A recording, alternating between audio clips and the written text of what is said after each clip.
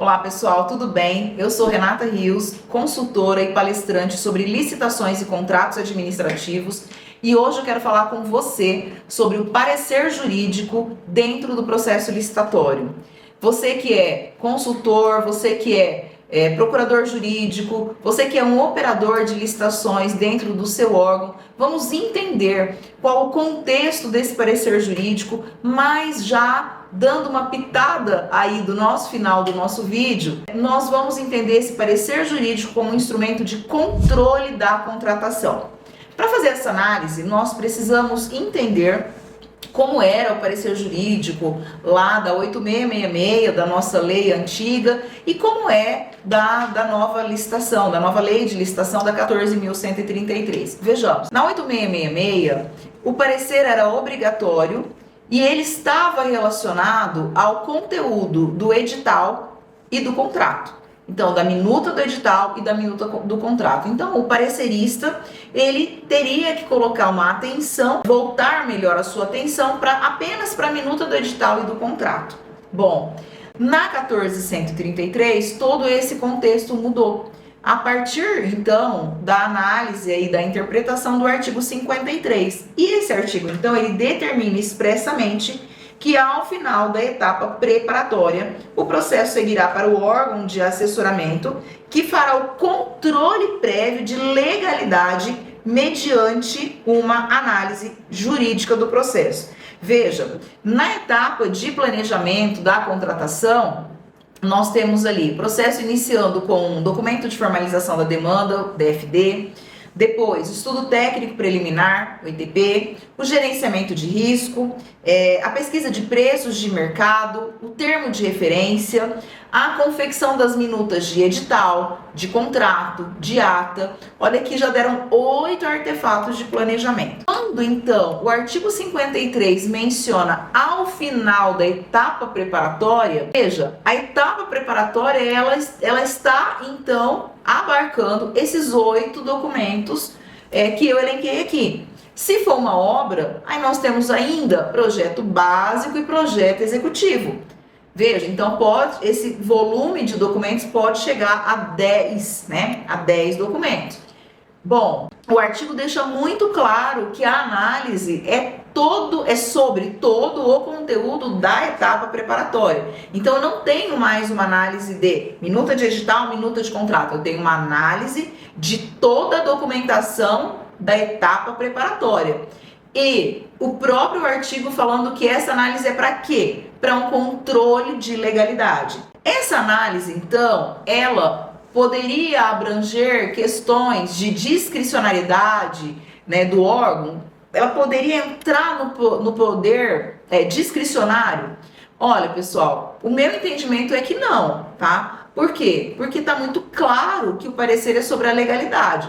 Então, se o processo cumpriu com todo o regramento legal, não cabe ao parecerista adentrar ao mérito dentro do poder discricionário. Então, vamos para um exemplo. Se meu estudo técnico preliminar aponta para a vantajosidade da aquisição de um veículo, não compete ao parecerista discordar e então falar, olha, não aprovo porque deve ser locado um veículo e não adquirido um veículo. Primeiro, a gente precisa entender que o parecer, ele está na seara da legalidade. Então, se ele está na seara da legalidade, cumpriu com a formalidade do ETP, dentro do ETP está comprovada a vantajosidade da aquisição, estava comprovada. Então, não cabe ao parecerista adentrar a esse mérito da contratação.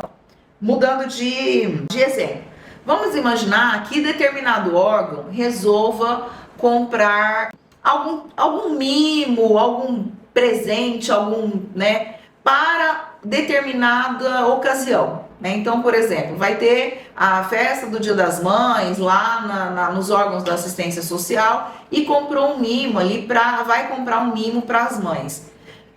Não compete ao parecer jurídico dar a contratação. Olha, não concordo em comprar um mimo aqui para presentear as mães, porque nesse caso nós estamos falando de uma questão de discricionalidade, né? Quem tem o poder de definir qual é a ação efetiva administrativa é o gestor. Então, se essa é uma ação do gestor, não é o jurídico que vai impedi-lo de tomar essa ação. Por óbvio, toda a contratação desse mimo, vamos dizer assim, ele precisa estar bem fundamentado. Ele precisa estar cumprindo com toda a legalidade e a formalidade do estudo técnico preliminar, por exemplo. E aí, nesse sentido, o parecer pode entrar, né? Ele pode tratar, mas não se deve ou se não deve comprar o objeto, tá? Então, seria nesse sentido. Eu separei aqui, pessoal, 3 finalidades, né?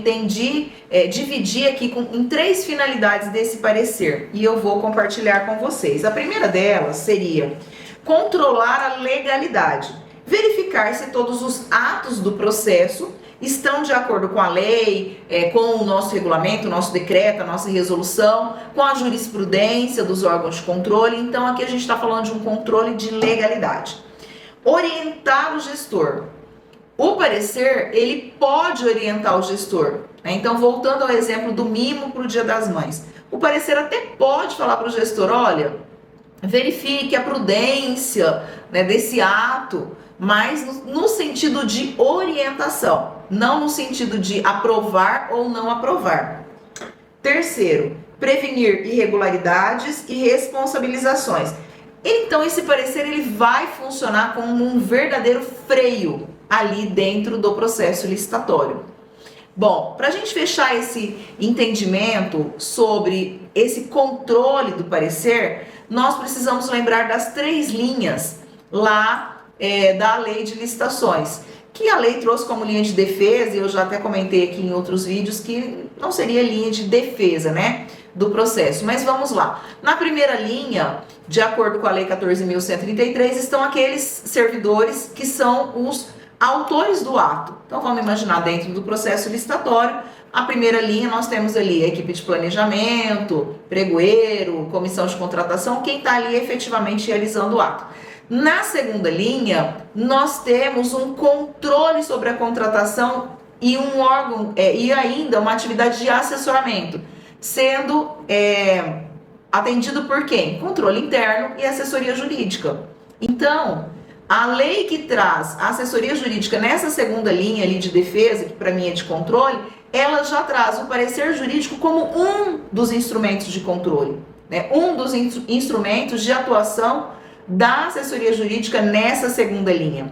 E a terceira linha, o sistema de controle interno em nível de auditoria. Então, seriam essas as linhas de controle que a Lei 14.133 traz. Pessoal, o que seria, então, um parecer jurídico formal ou um parecer jurídico de controle?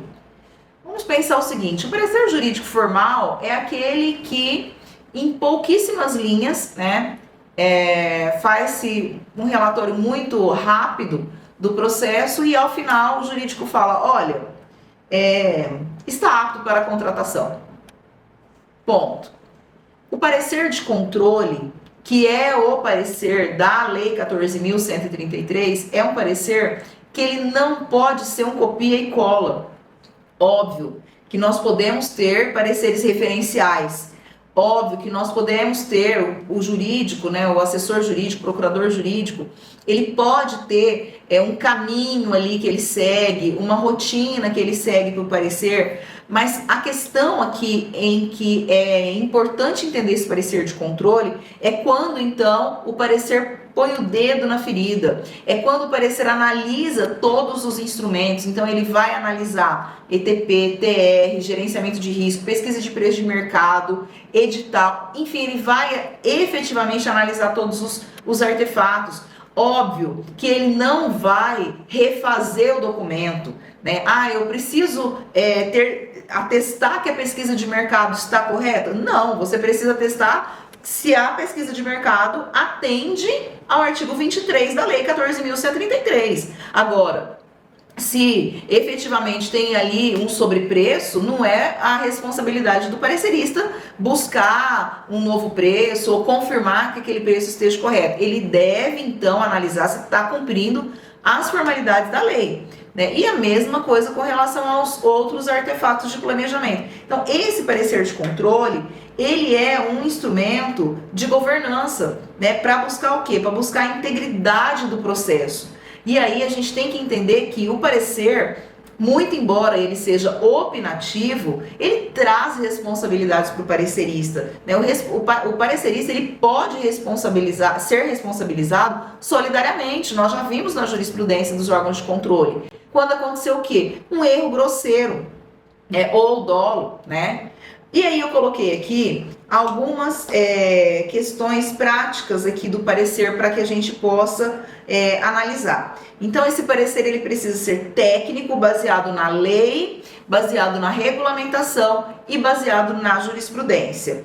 Ele precisa ser motivado, ele precisa ser fundamentado. Ele precisa ser documentado no processo administrativo, no papel. E, por fim, ele precisa ser tempestivo. Por quê? Isso aqui é um caos, é um problema, né? Vários órgãos têm no parecer jurídico um entrave ao andamento das contratações. Então, o parecer ele não pode ser um problema na vida do gestor. O parecerista ele tem que ser uma solução, ele tem que ser um auxílio para o gestor. Óbvio que nós sabemos que tem gestores e gestores, né? Mas, falando de um modo geral, esse parecerista ele precisa estar mais alinhado com a gestão. Quando a gente fala estar mais alinhado com a gestão, é no caráter do parecer orientativo, né? Às vezes o processo chega até o parecerista, o gestor encaminha a demanda até o parecerista para que aconteça a contratação sob um formato. E esse formato está contrariando a lei, algum vício ali de legalidade. Não cabe, no meu entendimento, não cabe ao jurídico apenas falar não pode, reprovo, rejeito. Não, ok, não pode, não deve se concordar mesmo com o que está contrário à lei. Mas como deve ser feito? Não pode assim, mas pode assado? Que jeito que pode? Então, há necessidade pela interpretação um pouco mais aprofundada da lei, desse jurídico atuar como um consultor para o poder público, para o gestor público. Sabemos que existe uma série de questões estruturais, né? Eu não tenho estrutura, falta funcionário, isso tudo são assuntos, são situações que devem ser resolvidas, né? De comum acordo aí com a procuradoria e o gestor. Mas isso não serve para a gente fazer uma interpretação diferente do que está escrito e do que está muito claro na lei, que é essa assessoria, essa consultoria, esse braço forte ali do jurídico auxiliando nas licitações. Pessoal, então espero ter contribuído com os assessores jurídicos, os procuradores jurídicos e aqueles operadores de licitações dos órgãos públicos, com mais um conteúdo aqui no nosso canal do YouTube. E se você gostou, eu te convido para se inscrever no nosso canal, ativar o sininho para receber as nossas notificações. Nós publicamos conteúdos todas as semanas aqui no meu canal do YouTube. Um grande abraço!